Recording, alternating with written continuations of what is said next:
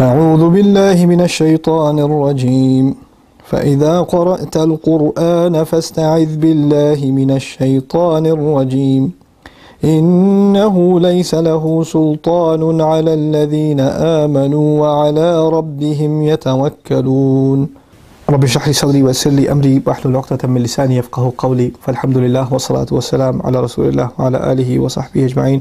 Assalamu alaikum. Quran Weekly. We are now on the 14th juz and I'm reading to you from Surah Nahl, the 16th surah.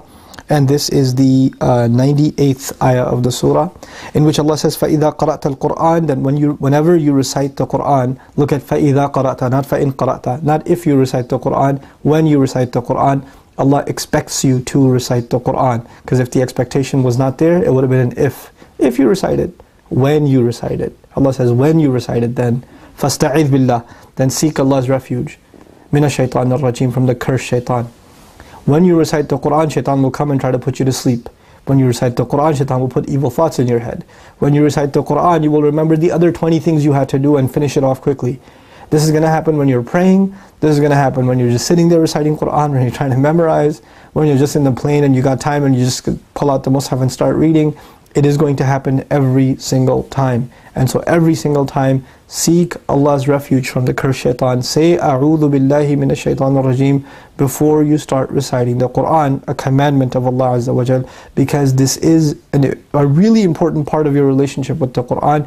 And the one thing shaitan wants is a distance between you and Allah. Quran will bring you close to Allah. He hates that, so he wants to corrupt your experience with the Quran. Everything he can do to corrupt that experience. إِنَّهُ لَيْسَ لَهُ سُلْطَانٌ عَلَى الَّذِينَ آمَنُوا. No doubt about it, he has no authority over those who truly have iman, who truly have faith. وَعَلَى رَبِّهِمْ يَتَوَكَّلُونَ. And those who place their trust in Allah. In other words, Allah didn't overwhelm us with fear of, oh shaitan, the devil's here, he's going to mess me up. Actually, if you trust Allah and say, أَعُوذُ بِاللَّهِ مِنَ الشَّيْطَانِ الرَّجِيمِ, you believe Allah is enough to guard you. Allah is enough to protect you. So when you recite Quran, make sure that you seek Allah's refuge. Also, this isti'adha is not just because He will distract you or not let you, finish your recitation or make you lazy. It's also because He'll make you misunderstand, misinterpret. He'll make you want to think something is there that isn't there. So you're saying Allah's refuge shouldn't just be a recitation like A'udhu billahi minash shaitanir rajim. You should genuinely seek Allah's, Ya Allah, protect me. I'm about to go enter into your book. I'm about to engage your book. I genuinely need your protection from the cursed shaitan who can take guidance and turn it into misguidance for me if I'm not careful.